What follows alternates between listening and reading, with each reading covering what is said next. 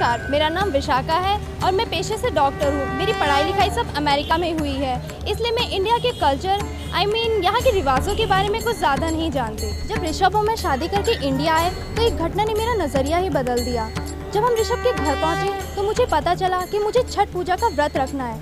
मैं इन सब चीज़ों में बिल्कुल विश्वास नहीं करती थी, लेकिन सिर्फ ऋषभ की माँ को खुश करने के लिए मैंने ये व्रत रखने का फैसला किया।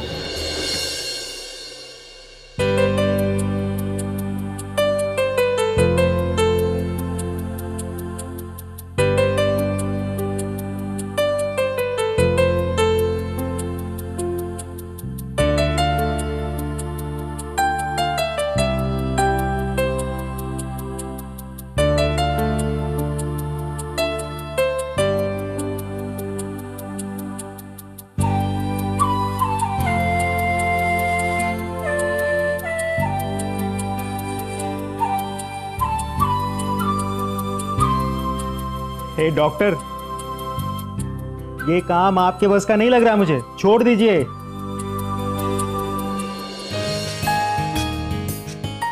अरे हंसो मत, पहला छठ है मेरी बहू का, और फिर अमेरिका में थोड़ी ये सब होता है। देखो बहू, ऐसे हम बताते हैं, ऐसे। अब छठी मैया से आशीर्वाद मांगो सदा सुहागन रहने का और प्यारा सा लल्ला पाने का। अच्छा ठीक है, और जल्दी जल्दी सब काम खत्म के आ जाओ, नहान को देर हो रही है। हाँ? अरे नमस्ते भैया जी, आइए आइए बैठिए, हम आपके लिए जलपान लेके आते हैं। अरे नहीं भाजी, हम तो ऋषभ बेटवा और उसके बहुरिया को आशीर्वाद देने के लिए आए हैं। अरे बड़ा अच्छा किया भैया जी, हम तो खुद ही आपके घर आने वाले थे, माफी मांगे खातिर। क्या करें भैया जी, ऋषभ के बाबूजी ने आपको जो वचन दिया वो हम पूरा ना कर सके। बड़ी शर्मिंदगी है इस बात की। ऋषभ के बाबूजी के जाने के बाद वही हमारा इकलौता सहारा है, इसलिए उसकी जिद के आगे हमें झुकना पड़ा। पर आप फिक्र मत कीजिए, नंदिनी की शादी हम खुद करेंगे, एक होनहार और बड़ा सुंदर लड़का ढूंढ के। अरे भौजी छोड़िए ना इस सब बात को, काहे चिंता करती हैं? अरे हम तो भगवान से यही प्रार्थना करते हैं भौजी कि ऋषभ के पिताजी के आत्मा को शांति दे। हम तो ऋषभ बेटवा से मिलने आए हैं, कहाँ है वो? अरे वो कल बैठा है, अपने दोस्त से बातें कर रहा है। जाइए जाइए, मिल लीजिए।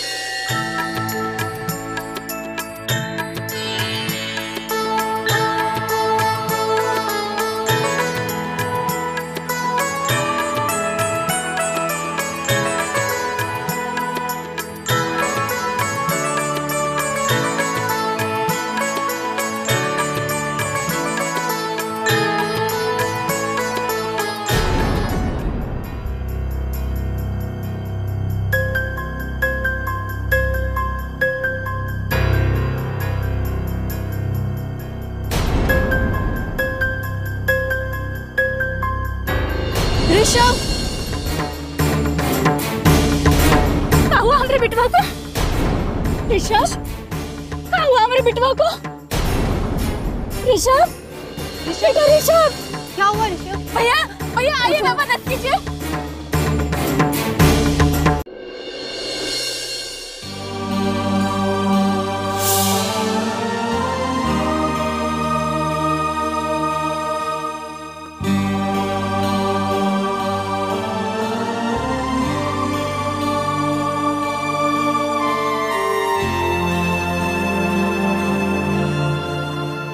हेलो, यहाँ आने से पहले हम दोनों ने मेडिकल चेकअप करवाया था, सारे रिपोर्ट्स नॉर्मल थे, ऐसा कोई साइन नहीं था। वाइटल्स नॉर्मल है, बीपी नॉर्मल है, लेकिन अभी भी वो बेहोश पर है। अभी भी कोई डॉक्टर फिगर आउट नहीं कर पाया, और मैंने अभी अभी उन्हें इंजेक्ट किया है। मैंने हर कोशिश कर ली है, लेकिन कुछ नहीं हो पा रहा। ठीक है, मैं जल्दी शिफ्ट कर रही हूँ। Thank you doctor. बहू कैसा है ऋषभ? अभी भी बेहोश है।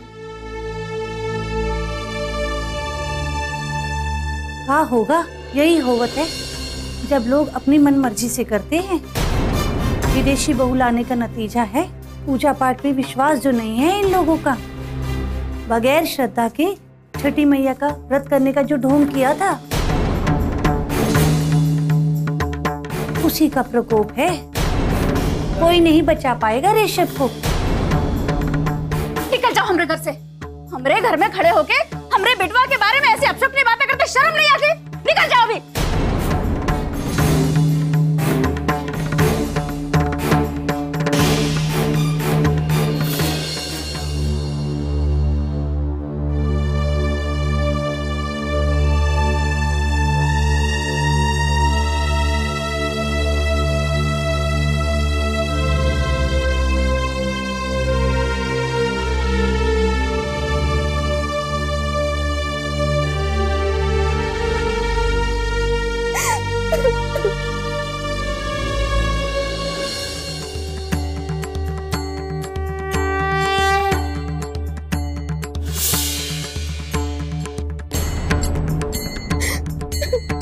छठ मैया भिक्षान देहि, भिक्षान देहि।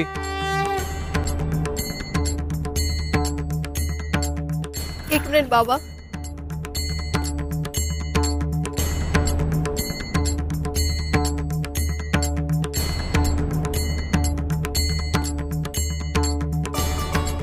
सदा सुहागन रहो। पर ये क्या, सारा प्रसाद ले आई, थोड़ा सा तो अपने लिए भी रख लेती।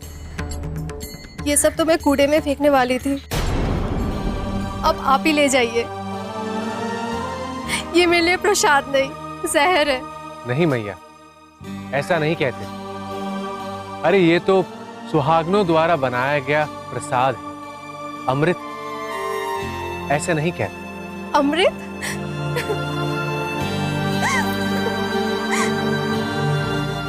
क्या बात है मैया, क्यों रो रही है?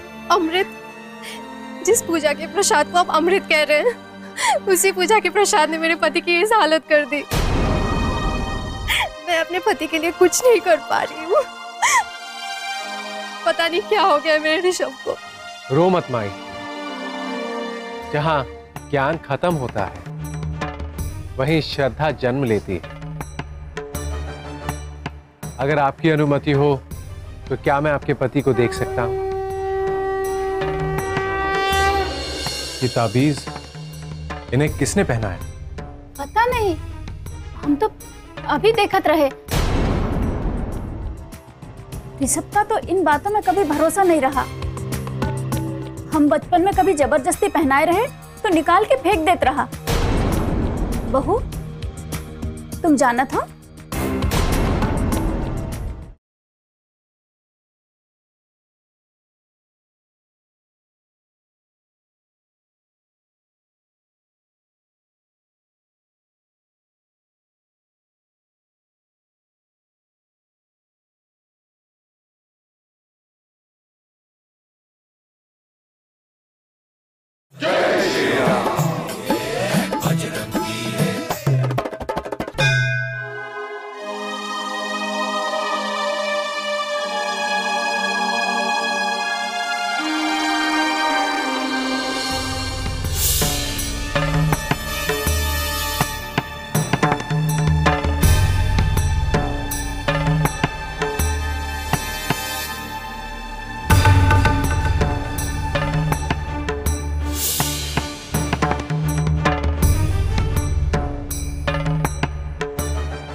ये ताबीज इन्हें किसने पहनाया? पता नहीं, हम तो अभी देखत रहे। ऋषभ का तो इन बातों में कभी भरोसा नहीं रहा। हम बचपन में कभी जबरदस्ती पहनाए रहे तो निकाल के फेंक देत रहा। बहू, तुम जाना था? नहीं माँ जी, आज सुबह तक तो ये ऋषभ के गले में नहीं था। लेकिन एक मिनट। अरे ऋषभ बेटा, खुश रहो। लो पकड़ो इसका।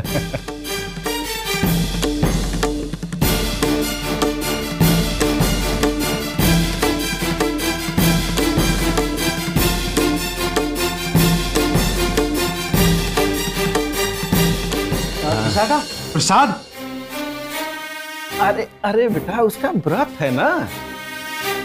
अरे तुम पत्नी तो दोनों एक हो, तुम खाओ चाहे वो खाए, दोनों को फल मिलेगा। खाओ खाओ।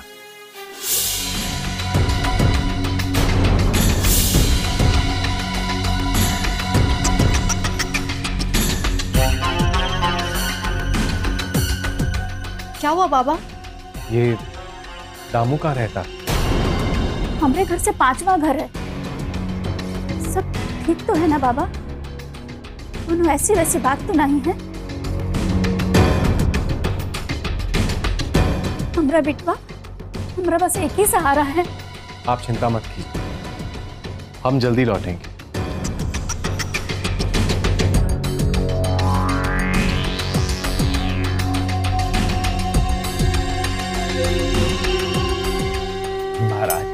आपका बहुत बहुत धन्यवाद है महाराज। महाराज, अब ऋषभवा का बचने का कोई उम्मीद नहीं ना है महाराज? मेरा उपाय कभी खाली नहीं जाता, तू और डाल। महाराज बस, महाराज बस, उन लोगों को सबक सिखाना बहुत जरूरी था महाराज। हमने बिटिया के जिंदगी को बर्बाद कर दिया हम लोगों ने। पूरा गांव के सामने ही तय हुआ था कि ऋषभ का शादी हमारी बिटिया नंदनी के साथ हो गई, पर हम लोगों ने जो करना था किया महाराज। ऋषभवा बचना नहीं चाहिए महाराज, उसके लिए आपको जो भी करना है कीजिए महाराज, कीजिए महाराजा। महाराज, कहीं कोई ताबीज खोल लिया तो? ताबीज का मकसद पूरा हो गया है। ऋषभ को ले जाने से अब यमराज भी मना नहीं कर सकते। तू चिंता छोड़ और खाना डाल। बस महाराज, ये लीजिए।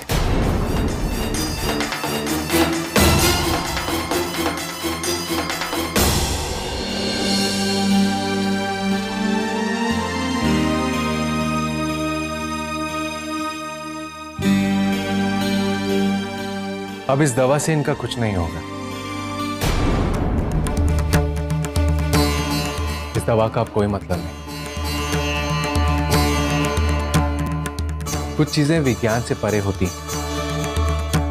तुम्हारे पति को अब तुम्हारा ज्ञान नहीं बचा सकता। आप कहना क्या चाहते हैं? मेरी सारी पढ़ाई बकवास है? हम डॉक्टर्स लोगों की जिंदगी बचाते हैं। न जाने मैंने इस ज्ञान से कितने लोगों की जिंदगी बचाई है। बीमार लोगों को दवाई ही दी जाती है, समझे आप? जो आदमी बीमार उसे आप दवाई दे सकते, लेकिन जिस बीमारी के बारे में विज्ञान में ना पढ़ा ना सुना, उसका इलाज कैसे करेंगे आप? मैं कुछ भी करूंगी इन्हें बचाने के लिए, कहीं से भी मदद लूंगी। आपकी हिम्मत कैसी हुई ये बात कहने की? मैं पूरे विश्वास के साथ कहती हूँ, मैं अपने ऋषभ को ठीक करूंगी। आप बस देखिएगा। अब तुम्हारा ये भरोसा ही तुम्हारे पति की जान बचा सकता है। छठ पूजा पूरी करना, विश्वास रखो। सूर्य भगवान बहुत दयालु हैं, पूरी सृष्टि चलाते हैं, वो तुम्हारी सहायता जरूर करेंगे। लेकिन जहां विश्वास होता है वहां लेकिन का स्थान नहीं होता। सुहागन बनकर जिस व्रत का अनुष्ठान तुमने शुरू किया है, अपने सुहाग के लिए उसे पूरा करो।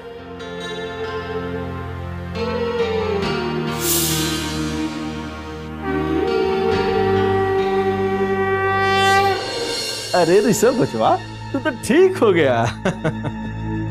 अरे ये तो सब छठ मैया की कृपा है, और जो लोग इसमें श्रद्धा रखते हैं ना, उनके कुटुंब की रक्षा करने के लिए प्रभु अपने सेवकों को स्वयं भेजते हैं, समझे?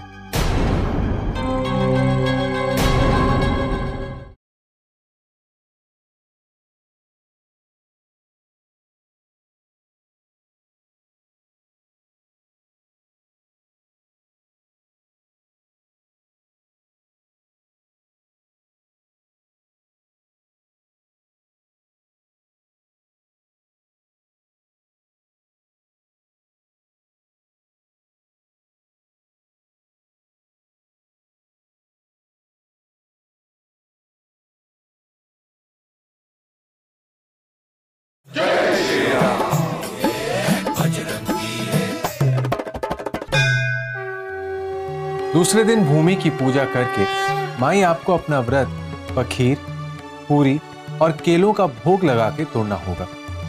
ये सारा खाना मिट्टी के बर्तनों में पकेगा और आपको अपने परिवार और मित्रों में ये बांटना होगा। इसके पश्चात अगले 36 घंटों तक आप पानी भी ग्रहण नहीं कर सकती। छठ पूजा में औरतों को 4 दिन वैरागियों की तरह व्यतीत करने पड़ते हैं।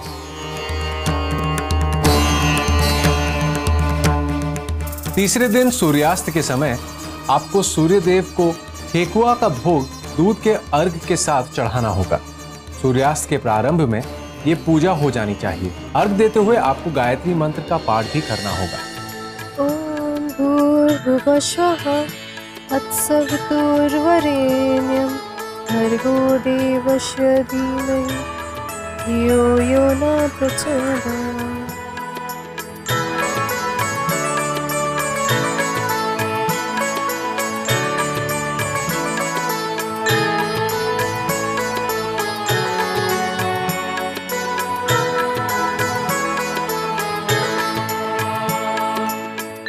चौथे और आखिरी दिन माई आपको सूर्योदय से पहले तट पे जाकर गंगा जल और दूध का अर्घ देना होगा।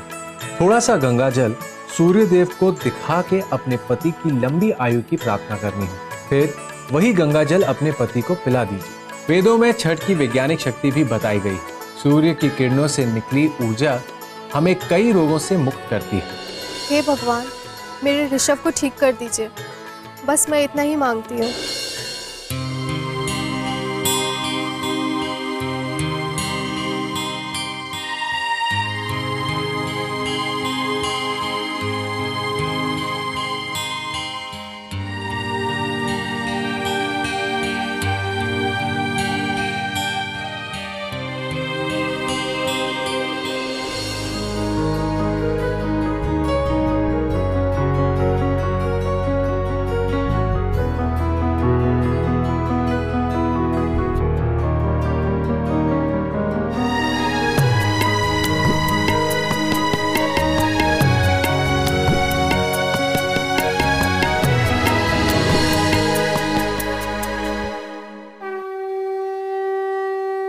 छठी माई भिक्षा। बाबा, ये ठीक हो गए। जानता हूं ये तेरी पूजा का फल है माई और छठी मैया की कृपा। अब हर साल पूरे भरोसे के साथ व्रत रखना मत भूलना।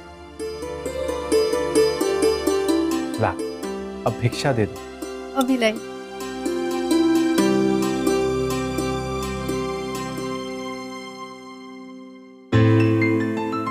लीजिए बाबा।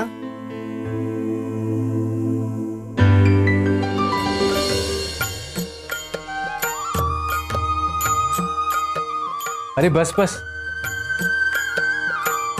छठ का प्रसाद तो धनवान भी भिक्षुक की तरह मांगते हैं। मैं तो फिर भी साधु हूं।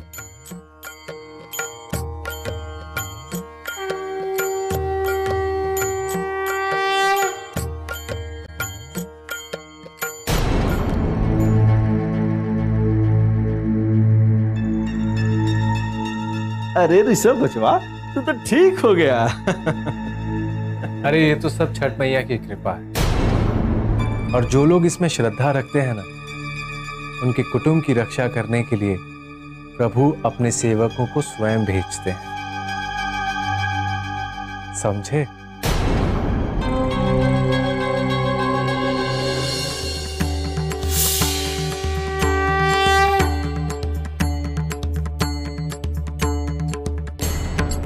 बोलो जय श्री राम। मैंने जब अपने सामने छठ मैया के व्रत का असर देखा तो मेरा विश्वास इस व्रत के लिए बढ़ गया।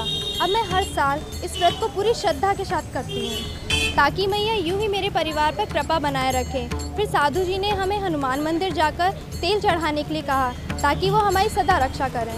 वहाँ से लौटते हुए हमें पता चला कि रामू काका को बिजली का झटका लगने से लकवा मार गया है। किसी ने सही कहा है, कर्मों का फल इसी जीवन में मिलता है। सब हनुमान जी और छठ मैया की कृपा है जिससे अच्छे लोगों को मदद और बुरे लोगों को सजा मिलती है। जय बजरंगबली। पढ़ लिख कर ज्ञान हासिल करना अच्छी बात, लेकिन अपने संस्कारों से जुड़े रहना उससे भी ज्यादा अच्छी बात है। अपने रीति रिवाजों को हमें भूलना नहीं चाहिए, कभी नहीं। जय श्री राम। प्रोड्यूसर्स के इस तरह घिसे पीटे लव लेटर्स पे सीरियसली रिएक्ट नहीं करता। वो मेरा सुसाइड लेटर है, उस पर मेरे दस्तखत भी हैं कि 3 दिन के अंदर अगर तुमने शूटिंग शुरू नहीं की तो मैं आत्महत्या कर लूंगा और उसके जिम्मेदार सिर्फ तुम होंगे।